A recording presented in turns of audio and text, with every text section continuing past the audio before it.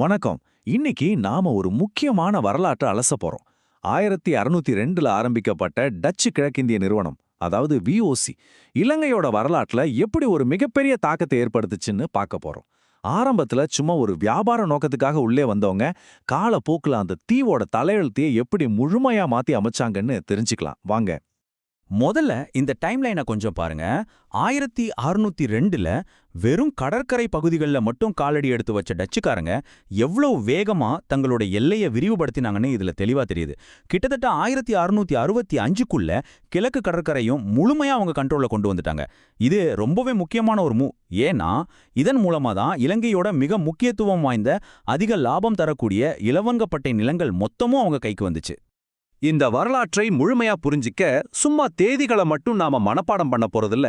அதுக்கு பதிலா அவங்களோட ஆதிக்கம் எப்படி படிப்படியா அந்த தீவு முழுக்க பரவுச்சுங்கிறத இந்த 5 தலைப்புகள்ல பார்க்க போறோம். ஆரம்ப தாக்கம், பொருளாதார மாற்றம், உள்கட்டமைப்பு, சமூக அமைப்புகள், அப்புறம் அவங்க விட்டு சென்ற நீடித்த மரபு. சரி, இப்போ முதல் பகுதிக்குள்ள போகலாம்.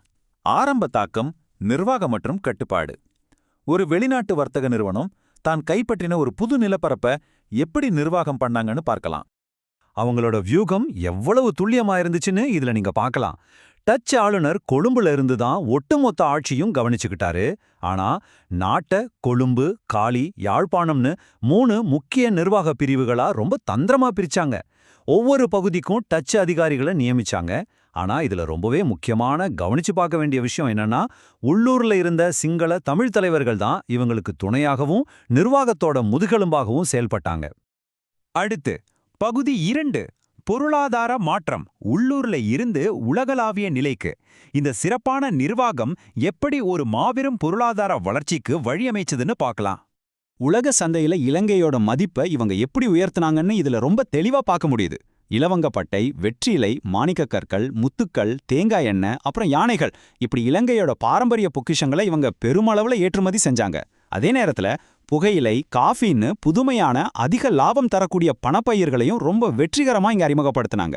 இதனால உலக வர்த்தக வரைபடத்துல இலங்கைக்கு ஒரு மிகப்பெரிய தவிர்க்க முடியாத இடம் கிடைச்சது. இப்ப பகுதி 3க்கு வரலாம். பொறியியல் மற்றும் உள்கட்டமைத்து, நிலப்பரப்பை மாற்றி அமைத்தல். இவங்களோட தீவிரமான வர்த்தக கவனம் எப்படி அந்த தீவோட நிலப்பரப்பையே நிரந்தரமா மாத்துச்சுன்னு பார்க்கறது ரொம்பவே சுவாரஸ்யமா இருக்கும்.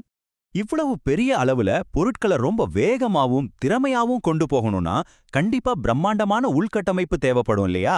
அதனால மேற்கு, தெற்கு மற்றும் கிழக்கு பகுதிகள் முழுக்க மிகப்பெரிய கால்வாய் அமைப்புகளை உருவாக்குனாங்க. அது மட்டும் இல்லாம பாதுகாப்புக்காகவும் வர்த்தகத்துக்காகவும் பல பிரம்மாண்டமான கோட்டைகளையும் கட்டுனாங்க. அவங்களோட பொறியியல் திறமைக்கு ஒரு பெஸ்ட் உதாரணம் சொல்லணும்னா இன்னைக்கும் நாம இலங்கையில நேர்ல நடந்து பார்க்கக்கூடிய காலி கோட்டைய சொல்லலாம்.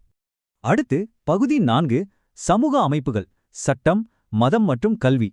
விஓசி நிறுவனம் வெறும் கட்டிடங்களையும் கோட்டைகளையும் மட்டும் விட்டுட்டு போகல. இங்கிருந்த சமூக அமைப்புகளையே அவங்க முழுமையா மாத்தி அமைச்சாங்க. இதுல நாம முக்கியமா கவனிக்க வேண்டியது அவங்க அறிமுகப்படுத்தின ரோமன் டச்சு சட்ட முறைதான். இந்த சட்ட அமைப்பு இலங்கையில நில உரிமை மற்றும் சொத்து பரிமாற்றங்கள்ல மிகப்பெரிய அடிப்படையான மாற்றங்களை கொண்டு வந்துச்சு. எந்த அளவுக்குன்னா, சொத்துரிமைகளை அவங்க மாத்தி எழுதின அந்த விதம் இன்னைக்கு வரைக்கும் இலங்கையோட சட்ட அமைப்புல ரொம்ப ஆழமா வேரூன்றி இருக்குன்னு தான் சொல்லணும். மத விஷயத்துல டச்சுக்காரங்களோட தாக்கம் ரொம்பவே சிக்கலானதுன்னு சொல்லலாம்.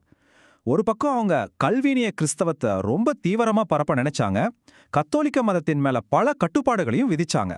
ஆனா இன்னொரு பக்கம் ரொம்ப ஆச்சரியமான விஷயம் என்னன்னா, அவங்களோட அந்த கொள்கைகளால புத்த மதத்தோட மறுமலர்ச்சிக்கு எந்த உந்துதலும் இல்லாம ஒரு மறைமுகமான ஆதரவு கிடைச்சிது. இப்படிப்பட்ட கலாச்சார மாற்றங்கள் தொடர்ந்து நடந்துட்டே இருந்துச்சு. அப்போதான் 1734ஆம் ஆண்டு ஒரு மாபெரும் மைல்கல்லை எட்டுனாங்க. அந்த வருஷம் அப்படி என்ன நடந்துச்சுன்னு கேக்குறீங்களா? அந்த வருஷம்தான் டச்சுக்காரங்க இலங்கையோட முதல் அச்சு யந்திரத்தை இங்கே நிறுவினாங்க. இது சாதாரணமான ஒரு விஷயமே கிடையாது. இந்த ஒரே ஒரு அறிமுகம் அந்த தீவோட கல்வி மற்றும் இலக்கிய வளர்ச்சியில ஒரு மிகப்பெரிய எழுச்சியையும் மாபெரும் புரட்சியும் உருவாக்குச்சு.